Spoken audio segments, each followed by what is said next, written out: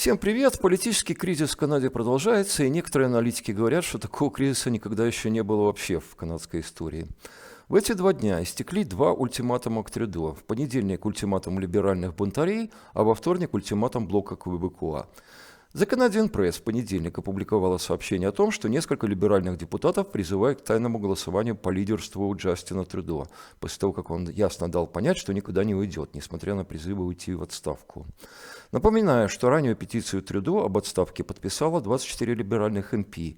Есть еще многие, кто разделяет это мнение, но не подписали петицию. В сумме называются цифры 40 и даже 50 человек.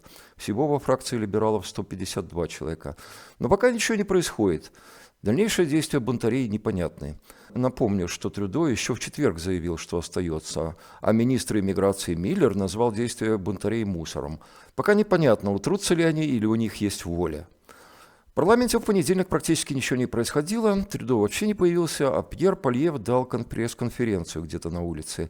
Поставлю вам 2 коротких фрагмента. Первый касается жилищной программы Пьера и GST. Today, I am announcing that a Pierre Poilievre-led common-sense conservative government will axe the sales tax on new homes under $1 million. This will save about $40,000 on a new home of $800,000. That would mean a savings every year of $2,200 in mortgage payments.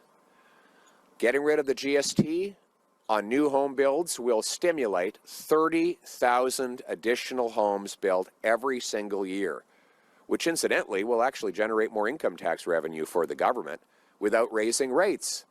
That will help cover the cost of the tax cut. But we will also cut bureaucracy.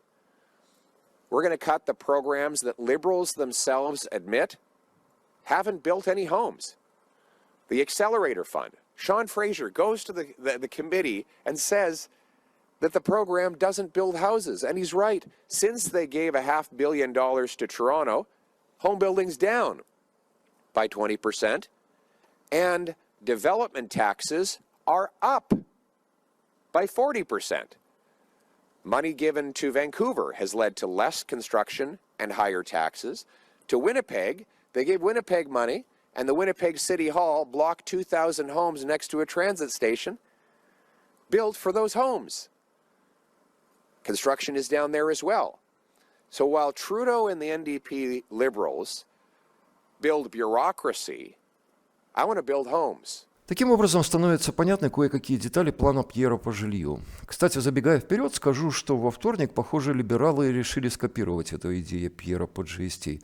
По крайней мере, они ее на полном серьезе обсуждают, но об этом я, наверное, расскажу в конце недели. Еще breaking news понедельника – это интервью журналиста Сэма Купера, который занимается журналистским расследованием по иностранному вмешательству. Он огласил 4 фамилии из списка из 11 канадских парламентариев, которые предположительно замешаны в работе на иностранные спецслужбы. Это действующий либеральный МП Парм Бейнс, назначенный либералами сенатор Йен Пау Ву, действующий либеральный МП министр торговли Мэрин Г и назначенный консерваторами сенатор Виктор Ол, он уже на пенсии.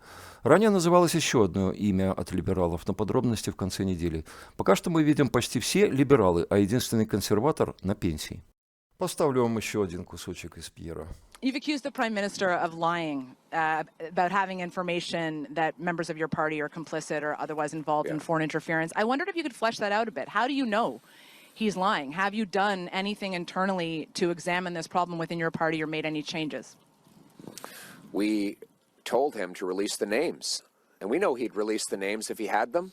This is a Prime Minister who releases information on foreign interference whenever it suits his political purposes. He names names when it serves his purposes. And so we said, we've got nothing to hide, so name the names, Mr. Trudeau. If you've got nothing to hide, then come out, tell us who they are, so that all Canadians can hold them to account. But he hasn't done that, because I think the reality is that it's the Liberals who are compromised. We know that Trudeau was aware that in 2 subsequent elections, Beijing interfered to help him win. He had that information on his desk. He did nothing with it. He knew he had MPs in his caucus that were compromised. He didn't do anything about that until he was caught. So we can't trust anything Justin Trudeau says on foreign interference or anything else. And frankly, this is a man who has a track record of lying about basically everything. He lied when he said he didn't interfere and pressure Jody Wilson-Raybould on removing charges for SNC-Lavalin. He lied when he said the carbon tax would be capped at 11 cents a litre. Now we know it's going up to 61 cents a litre. He lied when he said his deficit would never go above $10 billion. He lies more than he tells the truth, and he's lying in this case as well. Во вторник истек ультиматум блока, и вот что сказал Бланше. Can you outline what your party's position is now that the deadline has not been met by the Liberals? Our party position is exactly what we said 5 weeks ago. The government was invited to pass into laws two bills that came from the Bloc Québécois, but were approved and supported by all parties in the parliament. They had until October 29th, which is today, to deliver that, which they did not do. We said 5 weeks ago that if we were not to receive that, if 4 million of Canadians between 65 and 74 years old were not to receive what we asked, if producer under supply management regime were not to get what we asked, we were to start discussing with opposition parties in order to have this government fall. And this is exactly what we are starting to do as of now.